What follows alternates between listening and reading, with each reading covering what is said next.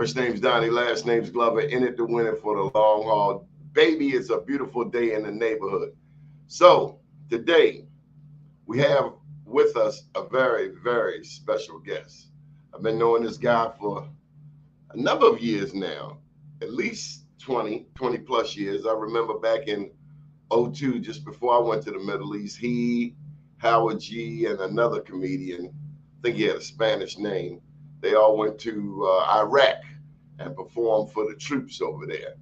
Now, we attempted to bring his partner on a few weeks back, and the boss asked me, like, well, what does a comedian have to do with mental health? Yeah, it's everything to do with mental health, because we know that if we laugh more, we, it chases away the blues. But this show is not about comedy. This particular show is about a very serious topic. And here to discuss domestic violence is the one, the only, the incomparable, internationally known, internationally traveled, performed all over Vegas, the West Coast, and he groomed and nurtured a number of comedians straight out of Baltimore, Mr. Rickey Shackleford. Yay! How you doing, Rickey? I'm doing fine, but I don't see you. You don't see me? Well, I see you, and everything is just fine, okay?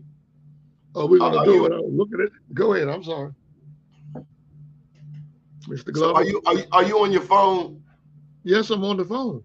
So do you know on your phone they got a little button that says that you can make your screen wide, if your screen can adjust. If you hit that and turn your phone to the side, you'll get the whole screen. You might even see me. Got you. All But I had to do was slide it to the side, Donnie. it's all good. It's all good. We're gonna keep it right there where it is. How are you, Rickey Shackleford? My brother Donnie Glover, I'm doing fine. I'm blessed and I'm highly favored. I'm enjoying life, bro, being honest with you. Be straight up. I don't complain, man. I just try to get up and do what I got to do every day and put God first and I just keep it moving, man. That's where I'm at. And I appreciate you inviting me to the podcast this morning because I'm enjoying it. You look good yourself, brother. You taught me well. Now you were doing a show out there with Coyote. Yeah, I have my Baltimore Kings of Comedy, Howard G, Rickey Shackleford, and Queen Kiki. I want to get her in there too. We're there twice a month. We just did it Wednesday night. So it's definitely on my Facebook wall. You can check us out as we interview new comedians coming up, new talent. So I got even a hip hop guy on there this time too. So I just want to keep Baltimore, keep them in the mix, especially with interviews and all that. So, because you never know when they're going to get interviewed. You just never know who's going to make it next. If I don't do nothing else, I'll prepare them for that. So I wanted to ask you a question before we get to the topic at hand. Silly question. This is a mental health show. If I think better, I do better. Do Right. comedians ever get depressed? Yes. And I say it for this reason, Donnie, because, people don't understand the journey sometimes. They just think they woke up successful, but they don't see the journey when they're going through the highs and lows, when you're not getting those gigs, when your phone ain't ringing and, you depend on this, 'cause this is how you make your living. So, and the transition of this business changes like every year. So you got to always reinvent yourself is what I'm saying. Is that challenging? It's challenging because it kind of tests you mentally because you know how good you are, but the business has so much competition. That's where the challenge comes in because years ago I planted a seed for the comics in Baltimore. Now these guys are getting work all over, and it's sometimes you wonder, like, did I do all this in vain? Because now my end gets taunted, meaning I suffer from not getting work so much, but I'm okay because I'm a producer, comic, so I always know how to produce myself, how to keep things going. You just got to always know when because it's a seasonal business. How did you end up in Las Vegas? Well, I worked at Ocean City at the Princess Royale for 5 years, and I ran into another comedian. It's all about connections, and I knew that so Ocean City was coming to an end. He said, "Well, man, look, I got this connection in California. He can send you to the casinos in Vegas, and that's how it went down. And I did it for 15 straight years. So it's all about who you know. Sometimes, It's all always about network, relationships. about relationship. True, And big time. you can apply that to most any industry, right? Yes, sir. Most definitely. Most definitely. I gotta have a good relationship. That's why I try to always tell you I stay in my lane and stay focused because I know that everybody can't do what I do. You could be the funniest guy standing with your friend, but it's a whole different world on that stage. Okay, Do when me a you know. favor, say hello to Michael Randolph. He's our top fan. I see him down in the corner. Hey, Michael Randolph, what's going on, young man? He He's blanked down out there on in me there. Tampa, Florida, but he is originally out of Sandtown. He gets Oh all wow, kinds. Yeah. that's a homeboy. That's all right. Where are you from? You from Cherry Hill? No, I grew up in Fairfield near Brooklyn, Curtis Bay. I'm just like a little country redneck. That's what I am. Blood on black. Okay, so I grew up in that area, and I never forget where I come from, Donnie. I cherish that area because you see that area all around the U.S. You can go to West Virginia, you'll see a Brooklyn, Curtis Bay. You go to Essex, where I live, Brooklyn, Curtis Bay, same type folks there, and I like it because they don't know me in this peace and quiet. I love it. Rickey, how do you make sense of racism in America? Well, Donnie, you hitting really something really tough because when Barack Obama hit the chair, I wrote a stand-up called "I'm Going to Change the World," and I was real adamant about it because I'm in a mainstream type comedy where there's black, there's white, there's Spanish. So you take it personal when you're black up there and you're entertaining other folks, and how race it really hurts me because I'm trying to make a difference in is it working? I'm only one person, but is it working? That's what I'm always considered. Is it working? So what I do is, I just turn my head and go the other way because I got to focus on the job at hand because it's not going to always be about trying to please everybody. And I take that personal as a comic because I love. You don't see my banner. It says I just want to make you laugh, and that's not limiting race. So when you do that, and then you see people go through stuff, black, white, it could be gay. Everybody's going through something, but I have a problem with people not treating people right. I take that very personal. Treat people right, man. And maybe I got too much passion. I hope I answered your question. Oh, you're doing just fine. Rickey, why are you my friend? Because you know why, Donnie? Because you get on my nerves, and I like it. You're a cancer, and I got 4 cancers in the family. So when you come at me, my best friend Ronnie come at me, all cancers. I take it because I know y'all mean well. You say things off the chain sometimes, but it don't bother me because I know your heart. See, you got a good heart. If you didn't have a good heart, I wouldn't even pick this phone up. and Rickey, when you guys went to what was the third comic's name in that went that was direct with? we went with. I was actually it was 2 more. Joe Recker and That's uh, it. and and Lonnie Davis. Joe Recker done passed on. He's Right. been gone. Wait, another cancer too, Donnie. Another Wow. cancer. He was like an older brother. We were the same age, but he had that old demeanor about him. Everybody respected him. And Cherry Hill's own Lonnie Davis was there. Don't give him some love. And it was, I'm a military guy also. So going to Saudi Arabia was like it was a joy for me because I was in the military. When you're performing for the troops, it made me feel like I was putting back again, and they appreciate it. I mean, you had the whole East Coast there in Saudi where I was at, and those young people were very perceptive, even though it was 120 degrees out there. I mean, you sweat from just breathing. You know what I mean? So Was that your first time in the Middle East? first time in the Middle East, but I've been to London and other European countries. I've been there, Turkey. I've been to Italy, but really being in Saudi Arabia and not that far from Dubai. That was almost something that people can't buy this journey that I've been on. It's like being on vacation forever. So When's the book coming out, Rickey? it's amazing because I just had some DC comedians hit me up from the Mecca, and they wanted to know when I'm going to write the book. I'm putting things, I'm documenting a lot of stuff now, and I just got to put it together. I got a lot. I got a lot of information, so it could be within a year or so, and that's real, you know. Rickey, what has been the toughest city in the U.S. to perform? Well, whew, that's a great one Like right what there. city has the toughest audience? I've dealt with Pittsburgh, and they was a little rugged. And I don't know if it's because I'm coming from Baltimore, and Pittsburgh and Baltimore's always been rivals. And they was kind of tough on, because I opened up for Adele Gibbons, I'll never forget. But they was kind of like hard, like, why y'all so hard? But sometimes, people with rivals take things personal. I'm Baltimore, they're Pittsburgh. Come on, Baltimore and Pittsburgh been fighting all their career, with the NFL. So Pittsburgh was kind of tough. But normally, most comedy audiences are very perceptive. They come there to laugh. Have you ever performed in Chicago? I've never worked in Chicago, and I know plenty of Chicago comedians that I work with, but I never worked with. I worked with Jane Hanna. He used to be the writer for the Bernie Mac show. Don't want to forget Durant Howard. These guys, the names you won't know, but they're out there still. One guy passed away, James. May you rest in peace. Bernie Mac knew him very personal, but we were on the road for 2.5 weeks.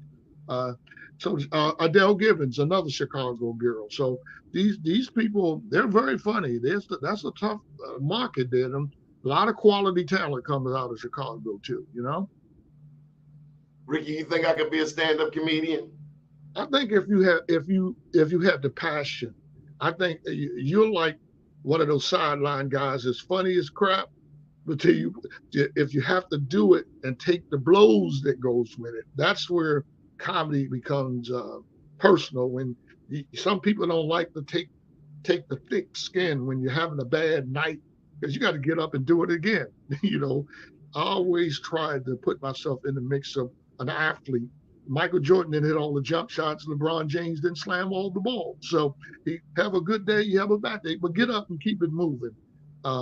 What you didn't know, Donnie, I worked at BWI Airport for 5 years. That's what really enlightened me to get into comedy. I used to meet all the stars, from Kareem Abdul-Jabbar, Reggie Jackson, Stevie Wonder. Sit down with Eddie Kendrick. I sit there with Eddie because I was a supervisor there, and that's encouraged me. Oh, and I want to give him some love too. Mr. Brooks Robinson was the most classiest guy I ever met. Brooks would stop there, and he's a Taurus the Bull like me. I ain't trying to pimp my collar, but he's always had a conversation. He would stop. I would see Eddie Murray. Eddie would wave, but he wouldn't stop. Brooks would stop and talk like he was real people. Yeah, you're right. Eddie got that little standoffish thing. It's like, come on, man. I think the Bush was too heavy. Down, bro. No, he just had that mentality. And I ran into another Taurus real good. I used to love watching, was Reggie Jackson. I never love Reggie. Go Reggie, man! I wear Reggie jersey today. Yeah, but Reggie had that mentality. He was fighting a lot of that racism coming up. You got to remember, these guys like Reggie, and you look at the boy that just passed away. I don't want to forget Willie Mays. You look at these guys, they went through the trenches. They went through some real trenches. Because one of the guys said they had to take and put them in a hotel in another city, and you playing in this city, and they got to put you an hour away from the team. That's ridiculous to me. So that's where when you ask me about the racism, that burns me, bro. How do you think it played on their mentality? This show is about, the theme is mental health. What do you think it did to their mental health? Listen, I'll say it this way. It really, if I was in a situation and I could feel them, it would really make me feel like I'm not wanted. Any given day, you don't know what's going to happen, because it was crazy going on those tours in these white cities, and you're the only black ball player. I mean, just look at the guys that paved that way. So mentally, they have to be some real strong brothers to deal with that. Mentally, they have to real be strong. It's one thing you on the field playing, right, and then somebody throw a bottle at you or something. Well, look at the word they throwing all day, that N word all the time. They hear that up and down. And it's like, man, that's why, and I say this, Donnie, that's why I tell the young people, respect the ones that paved the way. These guys they done paved the way for you, and I don't think I've been treated. I think because I had such a personality, people treat me how I treat them. And trust me, I went into Brooklyn, the Brooklyn area, Curtis Bay, and did comedy there. Where, boy, I thought the Confederate flag was going to bounce out right here in Baltimore, but I had no fear because, like I said, I was used to it being on the road from doing stuff like West Virginia. You go to them states, ain't no black people in Tennessee. That when you go to the beginning of Tennessee, Johnson City, I had wrote a joke. I said, "Do y'all even have a color TV?" And I'm joking, but what I'm saying is to cross that barrier where they're not. All they see is black folks on TV. They don't have when you have to meet them one on one. You don't know what you get sometimes. So, but the times has changed so much. That's why I can rise above. Is what I'm saying. Did you see the World Series game? I love to ask this question. Okay. Where Reggie Jackson hit 3 home runs in one game.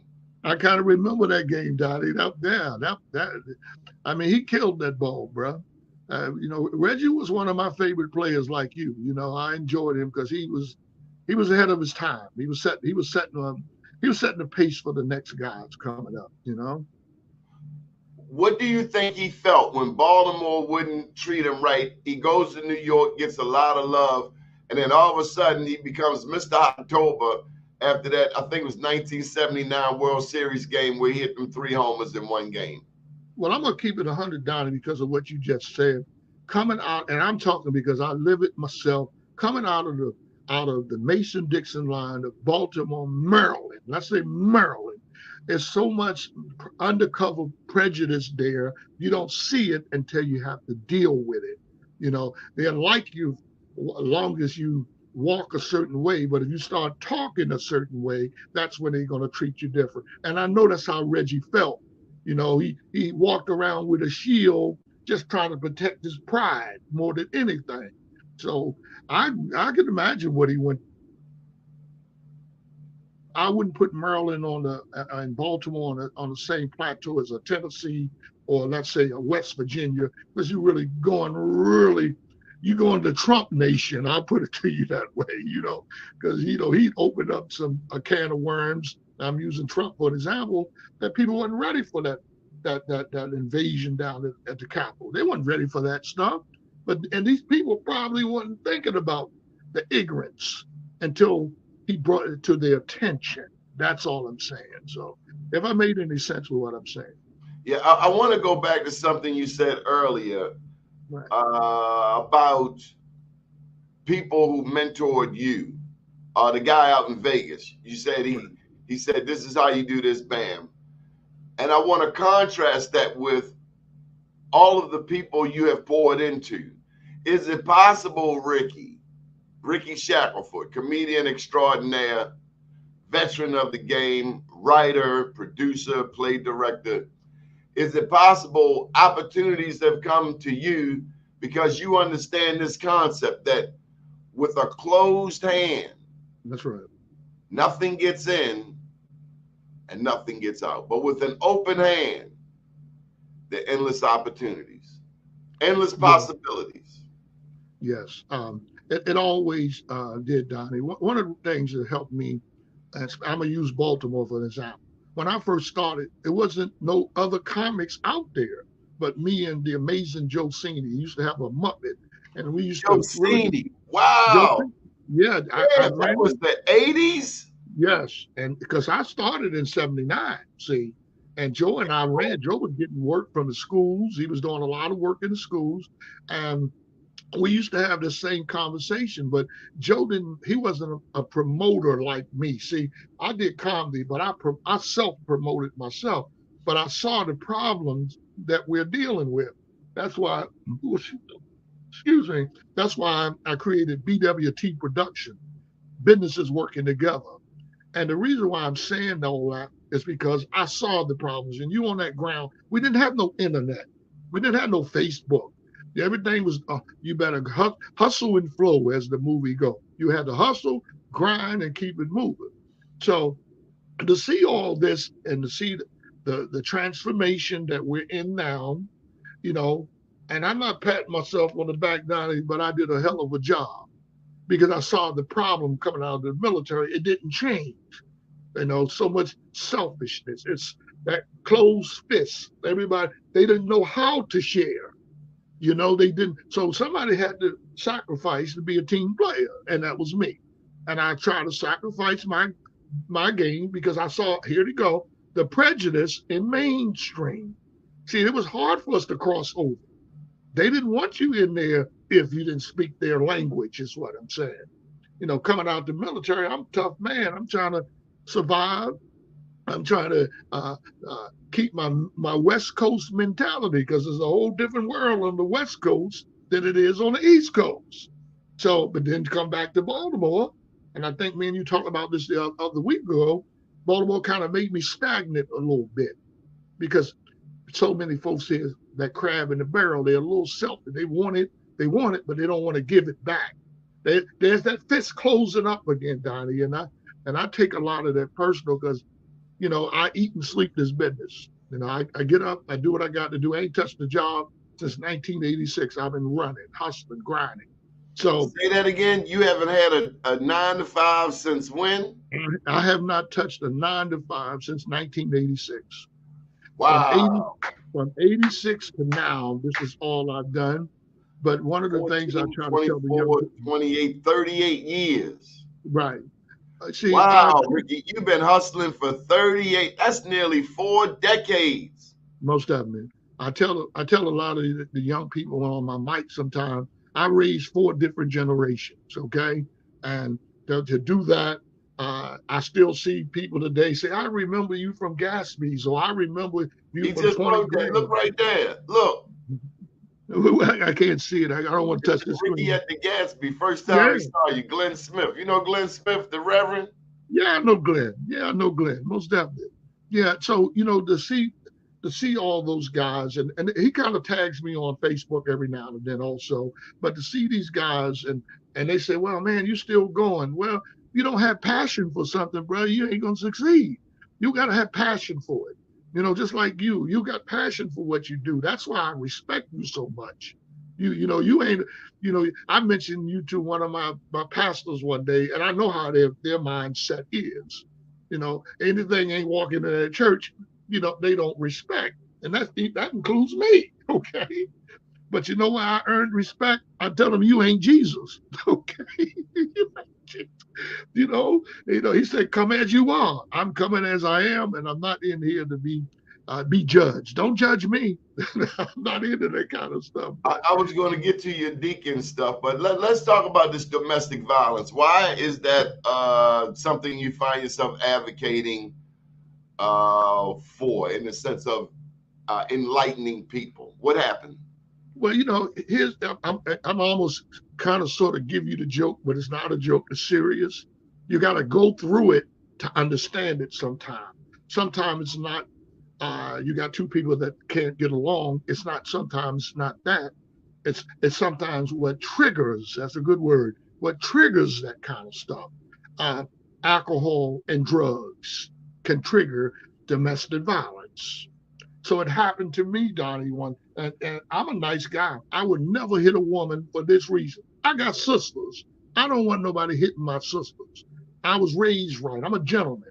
I try to always carry myself that way. So when you get involved with somebody that's living the wild life, you don't know these people, and you bring them into your life, you partying with them. I'm going to use the word partying with them. Then the next thing you know, they take the drug thing to another level, which I'll say cocaine. You got a chemical imbalance right there. You got somebody as high as a kite, and you got somebody trying to keep themselves floating.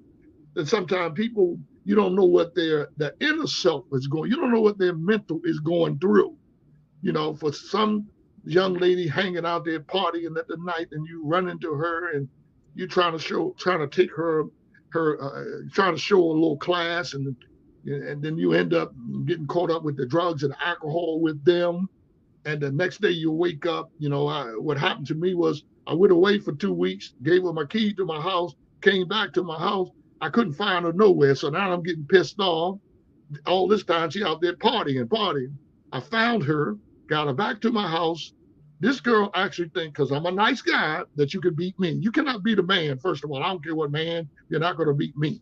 So I had to let her understand, look, sweetie, I love you, but you high as a kite right now. And it was really kind of tough trying to calm her down because the drugs had took charge of her.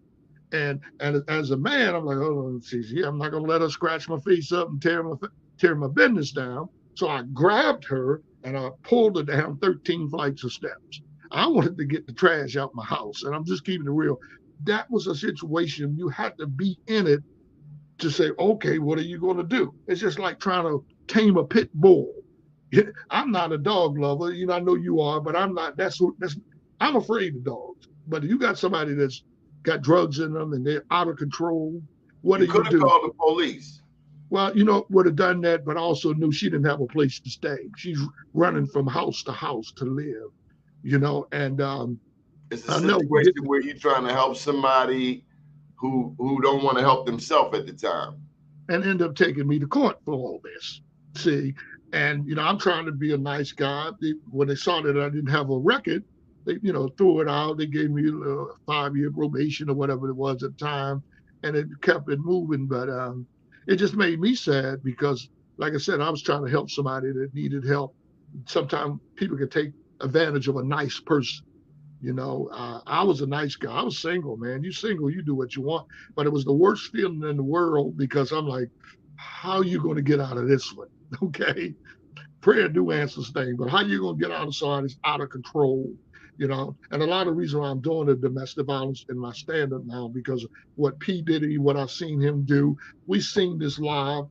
What did you see? What I saw was, him, the drugs and alcohol affecting him. That's exactly what I caught. I would have never.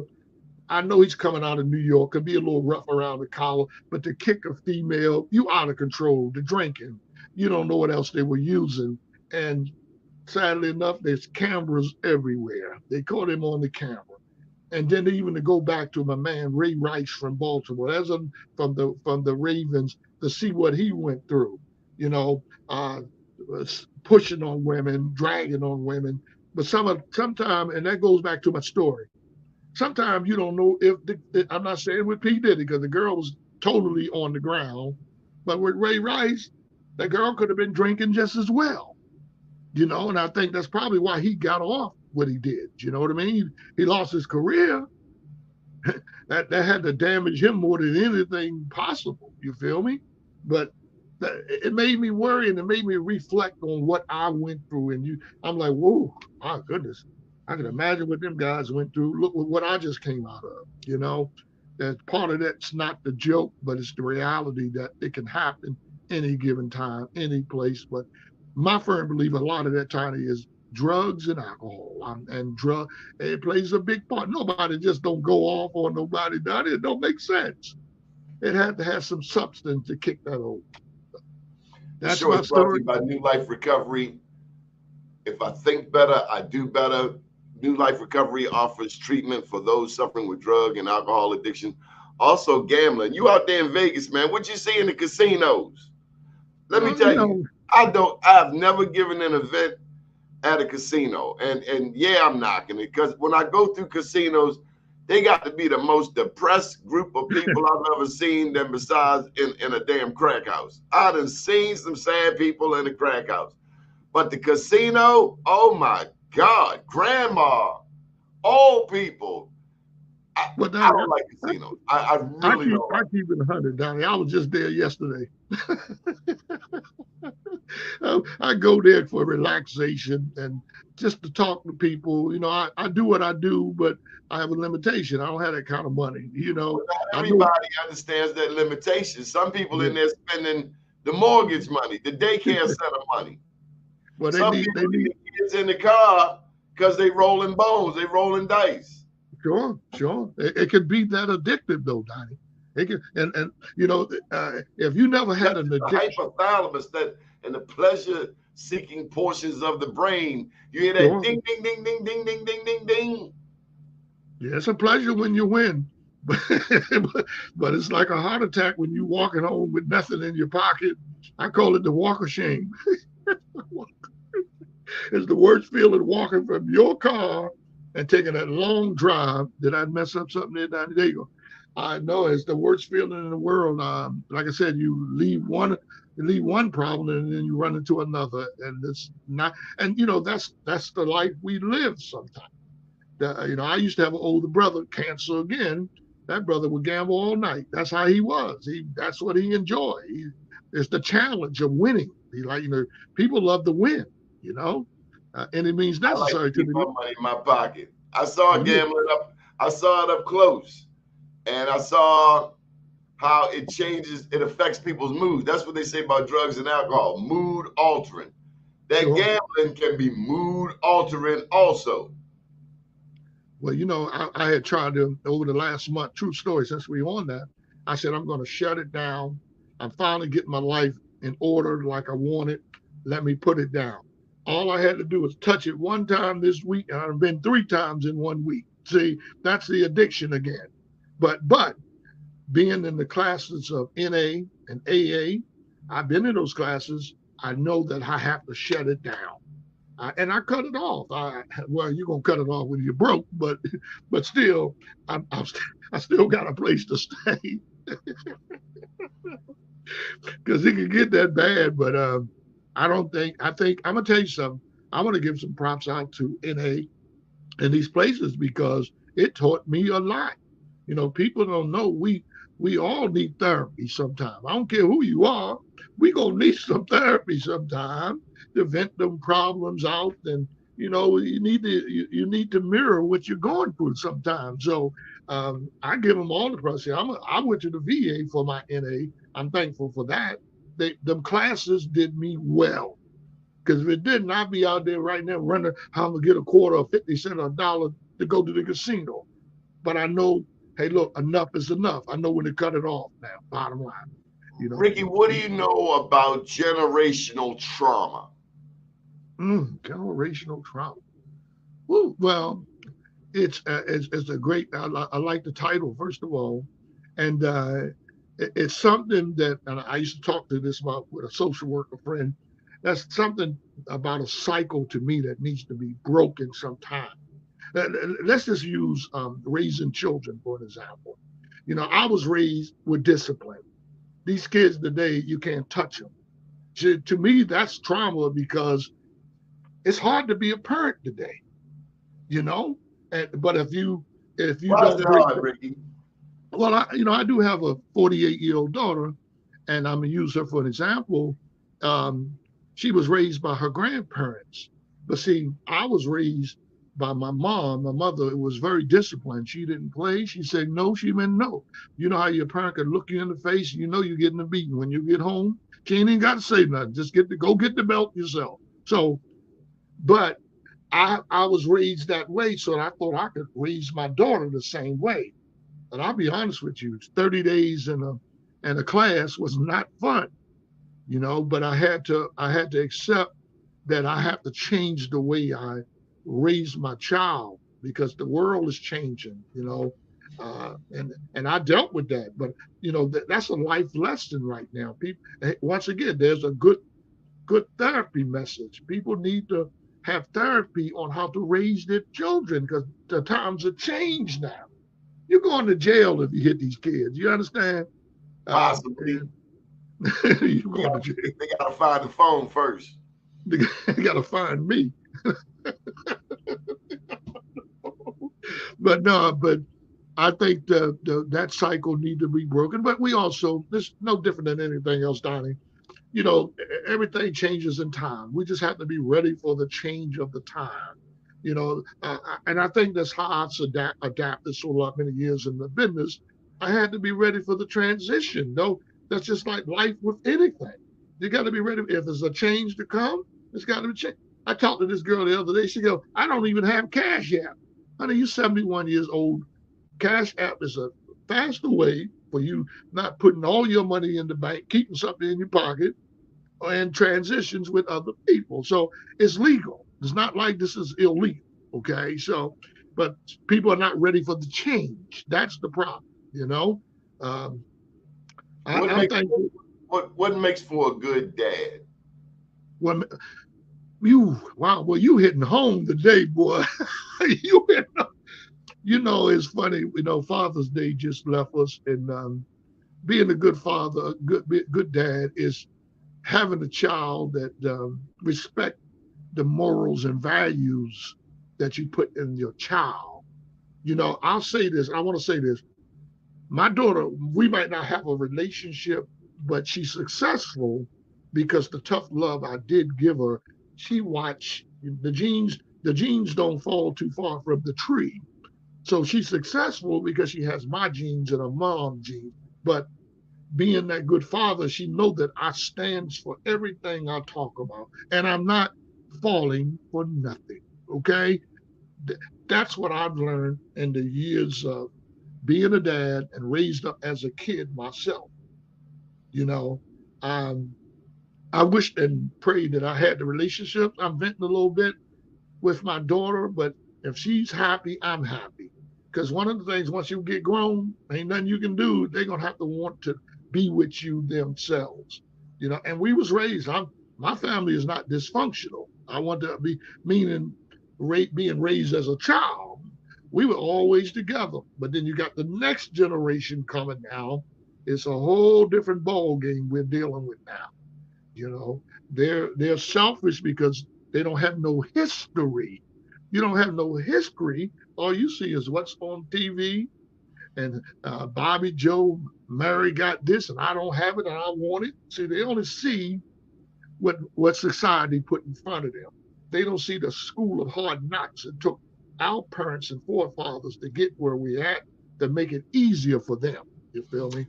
Ricky, I was watching a movie, and I want to get a shout out right now, right here on this show, to a comedian who has made all of us laugh, including you.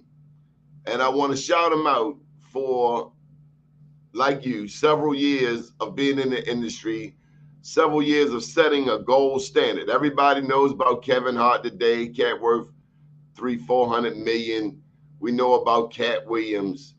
But I'm thinking about somebody who did something that I've seen you do. And I've heard about you doing. I want to shout out Eddie Murphy. Let me tell you why. I was watching Harlem Nights, and it's a very basic thing that I'm getting to. In Harlem Nights, and this may have gone over some people's head, but I'm a historian. I love history. Most definitely. He had Richard Pryor Yes, sir. and Red Fox, your man. Yes. So you got Eddie, one generation, you got Richard, another generation, and then you got Red Fox, a whole nother generation. All in one movie, all sharing the spotlight, playing their role. I remember when Fred put them big old thick glasses on. He was calling numbers at the gambling table. Della Reese was in there. A lot of people don't know Della Reese was one of the first black women with a television show, if not the first, if I'm not mistaken. Is that right? Sure. Yeah, she's one of the first. I'm thinking of a couple others, but she was one of the first. So what I'm getting to is, can you appreciate that about Eddie Murphy, how he brought 2-3 generations together in one film? And because, it's been said, I get so annoyed when I hear black people say, oh, black people don't stick together. I want to say, shut up. Right. We are 15% of the population. What in the hell you expect us to do? We're 15%. That's a little fraction compared to all of this over here. And any industry we get in, we penetrate and we dominate. So I think we got to stop being so hard on ourselves. But tell me about your thoughts on Eddie Murphy. Donnie, you seem like you pulling out all the stops today. And that was this is Emmy nominated, baby. I see. You on your game today, bro. You on your game, Donnie Glover. I just want to make sure my friends can see this conversation a little later because I want to share that with people. I They want to see it. share that. Great. When Eddie did that, you got to remember, you have my idols sitting there. I started out doing impressions of Richard Pryor before I did Red Fox. I used to have Richard so packed, Donnie, you'd have thought Richard was in the room. I don't do them anymore because there's a lot of strain on your voice. But When I to see first those, met God, when I first met God, the first person I met when I got up there was Stoney on the barber shop. Used to get bootleg haircuts. Now I'm trying to strain in there. He give you what they call the bowl cut. That's when they put a bowl on your head and cut around it. Made all the Negroes look Chinese because that's the only way you get a job now in the railroad. So when I saw the movie Harlem Nights with Red and Richard, Donnie, I didn't have, and I'm answering your question. I didn't have comedy open mics when I started. All I could do was listen to a Red Fox album. You big dummy, you so ugly, Esther. If I had a face like yours, I'd dip it in dough and make gorilla cookies. I didn't have the open mics to go to. I had to listen to a vinyl album. That Negro's crazy. You know the jokes with Mudbone and all them little tiny feet. Is there something I said? So Miss and then Rudolph, this was wow. It's squatted and pissed. for 15 minutes. Oh, strong ammonia piss too.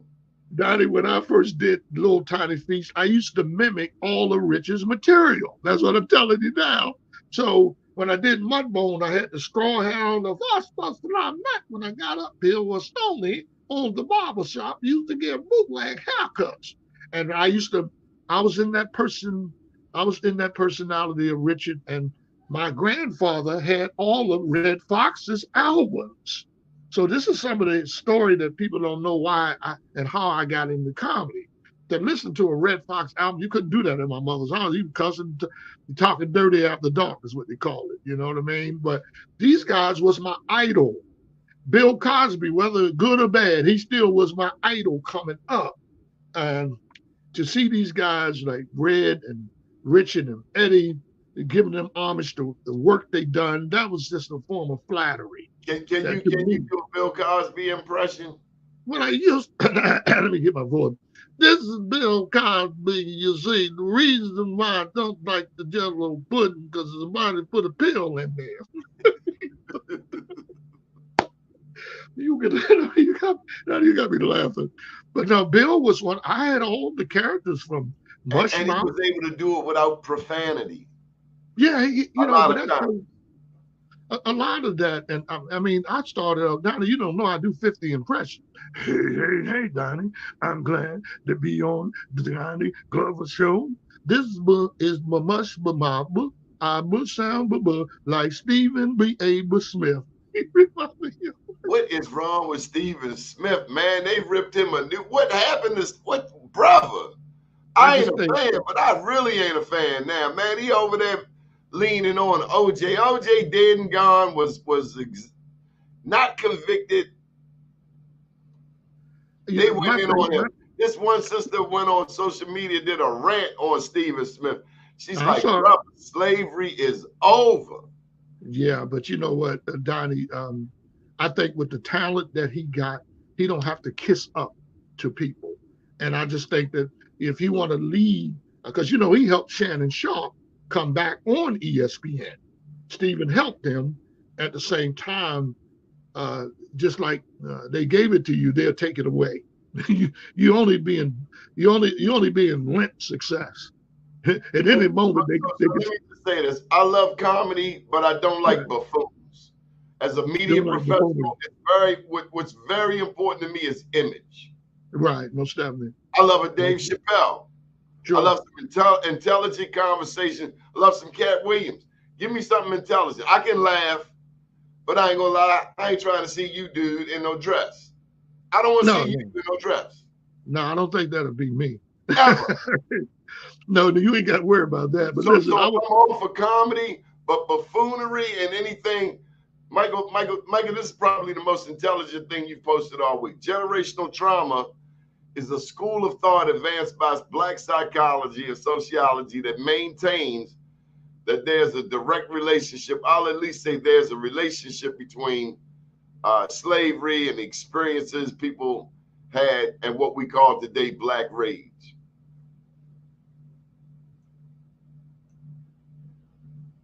Like, why do Black people yell? Why are we so loud? That ain't my sandwich. Hey, listen. That's just some I was things. Walking down the street and I heard this voice. You was a big, you was a Richard Pryor fan. I can tell too. Say, give me a piece of that tuna fish sandwich. But it's funny, Donnie, that you just mentioned that you like intelligent humor. That's what my writing, and I got to think, and I get it, and that's why I'm coming up on July 27th. I'm going to be headlining the Cafe 12. I'm gonna headline it with 10 comedians opening up for me during 5 minutes. That's how I bring these guys up. But I'm going to show them how to do it. And I got about 6 jokes. See, Ricky, why are you going to help the young comedians again? Why? You know why, Donnie? Because I played basketball for years, and I played with a little young guy named Muggsy Bogues. And I never forget Muggsy. When Muggsy stole the ball from me, I said, well, hell, I might well get into comedy. Because he just had those skills. And you don't tell me it takes a lot of confidence at 5'3" to be playing with 7-footers. Come on, man. And I played BNBL with this guy. Me and him are friends today. And when I saw that, I just knew it was like back in the days, guys like Ernie Graham and Skip Wise. These are Dunbar folks. I'm a Dunbar poet, right? You a poet too, bro? I came out the year Muggs came out. Reggie Williams. Well, God is good. And Reggie and all these guys. And for Muggsy to come out and have such a character. When I came out of the military, long and short, I went back to Southern High School. Muggsy went from Dunbar to Southern High School. He did it for a year or two, I think. So I used to have to play defense. Smitty wanted me to play defense on him because I was a defensive player and I would shut you down. But this boy was so quick and fast. You ain't got no handle. He gonna take that ball from you. I'm gonna tell you that right now. So, but you had the question you asked me. That's why I'm more of a mentor to the young comics, because I had mentors from the rec center, from basketball that I looked up to. And I said, wow, we ain't got no mentors in comedy. Think about that from Baltimore. I might say a lot, Donnie, but I guarantee you there's a lot of love and respect for what I've done because they call me and they tell me now. You feel me? Now I see why you treated me this way. I've been on the road now, Ricky. Now I see why you so hard on me. I said, sometimes you got to experience something to get it. You're not going to learn, even with comedy, you're not going to learn everything in a year. The wisdom is only going to accumulate and makes you better. But if somebody's mentoring you, trying to help you, you should stop down. And trust me, this is what you don't know. Bro, I go to hell trying to help folks. You know what I'm saying? They forget where they get 50 minutes. We got 10 more minutes, and right. We've been real positive. Big time. So tell me a mentee, one. I want you to pick one that whom you are very proud of. I'm proud of Mr. Howard G. I'm proud of him because he's been with me for 30 years and he's learned and he's listened and he's trying to pass the torch just as well. And I'm glad you said that, Donna. You are on your game today, boy. You are Emmy. I got so much more respect. Emmy nominated. Huh? Oh, you said no. Emmy nominated. I ain't won the Emmy yet. Yeah, but you to even be that, you had to be making a difference, bro. And you have to be proud of yourself. Sometimes I always tell people, be proud of yourself. You don't always have to get flattery from other people, but be proud of what you've done. So I'm proud of our friendship, Ricky. Well, Donnie, you know what? I love it that we're getting better every time we talk. Sometimes when you meet people, and I think that's my biggest problem. I I feel like, oh, well, they've already attacked me because I'm a comic, but you attacked me because we're friends. I Sometimes attacked you because you cracked on that girl on my show. hey, Donnie, have you seen her since? Yes, I have. She's up there. I bet ain't nothing And changed. you said she liked it. And I was like, well, damn, I had to think about it. I guess she did like it. Yeah.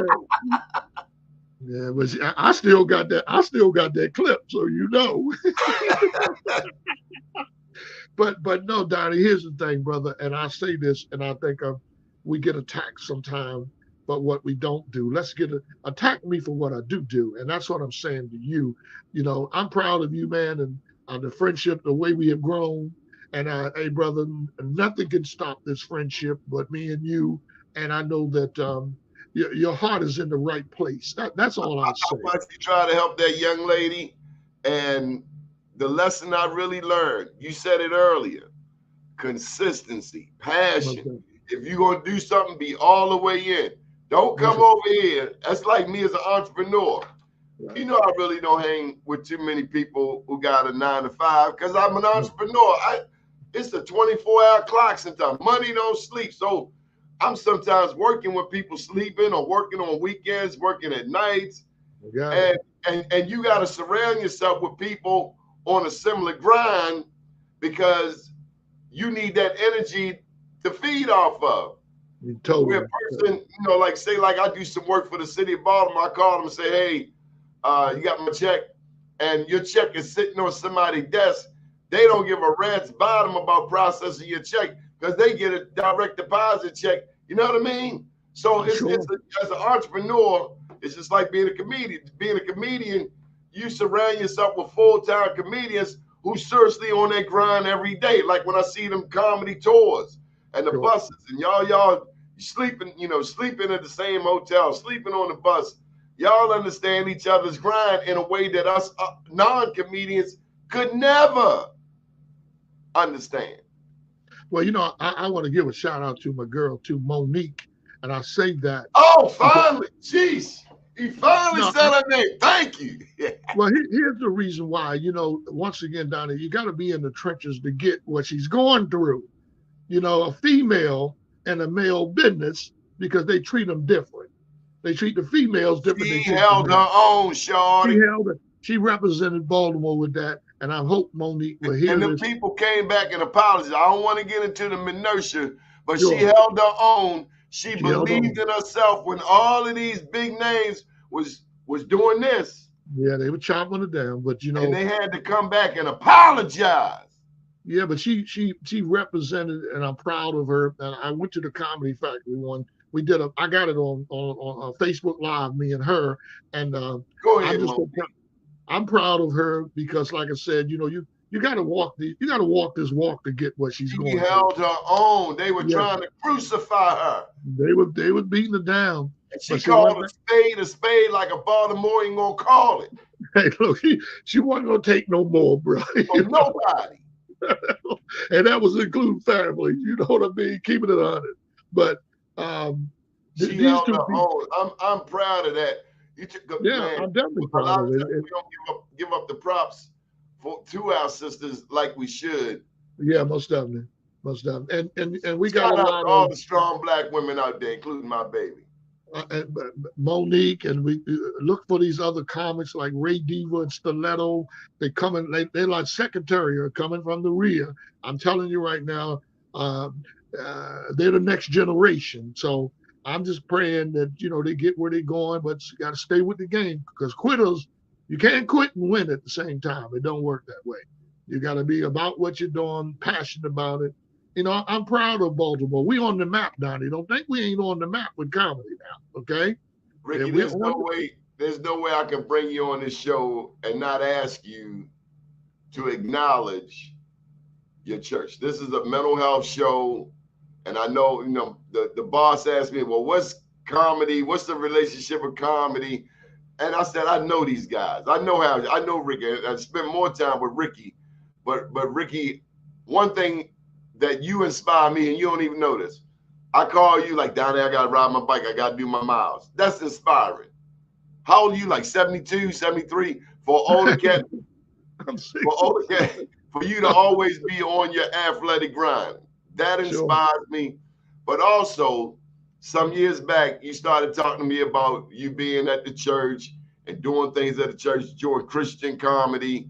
And maybe I never said it to you, but I've always appreciated that part of you. I mean, and family. You're big on family, Big family time. get-togethers. If somebody in the family clowning, you act like it don't get on your nerves, but because you want tranquility and you want us all to stick together. So, and thank you for bringing me on your show. But I'm gonna bow out and let you say whatever you got to say for Well, the next. I want to, since you mentioned my church, I'll be there this Sunday. I'm to the Fountain Baptist Church right on Monument Street, 1215. Pastor Dr. Marcus Jones, I want to give him a shout out because he has really been inspirational, even with my stand up, even with the highs and lows that I go through. He gets it. Very few people get when you're going through something. We're both leaders, and I wanted to give him a shout out. Also, the Fountain family. I'll see you guys there this coming Sunday. You know, I don't listen. All the journey that I've been through, God is first, and God has been good to me. I'm so thankful for Him letting me ride out these 38 to 40 years in stand-up comedy. And like my theme says, I just want to make people laugh. Laughter is healing. We need laughter. If you don't take nothing away from me, do not take away my joy, because joy will come in the morning. So I want to thank my friend Donnie Glover for putting me here on this podcast. I had a great time. You have really showed up and you showed off, Donnie. You was on your Emmy Award game and you nailed everything, bro. And I appreciate you and I love you, man. Don't you ever forget that's real, bro. And I don't say that to everybody. I say that to everybody, but I mean it when I say it to my friends. You've been a real, true, straight up friend, good and bad. But we hanging in there. I'm proud of you guys, man. All the ones that's doing the positive things. I'm proud of every one of them. Thank you, Donnie Glover. Well, did you want to plug? Are we done with Sanford and Son? Well, Sanford and Son, we're waiting for buyers for Sanford and Son. We're trying to market it. I'm actually marketing it through the senior homes too. I like to take it there. We got to get a senior something too. They would love it. Um, we don't have a next date, but we'll be coming back probably in October. But I also want to give it up to BWT Productions. We do have a show, the 27th. I'm going to be headlining that show, training these young people, and I'm leading by example. There's no weapon formed against me, none. And I'm thankful for the talent that God gave me, and I've used it. So um, it's a lot going to happen, but I'm waiting on God to send it to me. Listen, man, the work has been done. You told me the other day you are world renowned. I know I am, but now I learned to be humble. See, some them little words means a lot because it came from somebody that's we're starting to get to know each other, brother. And I'm so thankful that you're in my life. I just want you to know that that's real. That's real, man. Thank you, Donnie Glover. I love you, Rickey Shackleford. If I think Most better, definitely. I do better. Good afternoon, world. Thank you, Donnie. Have a great one, man.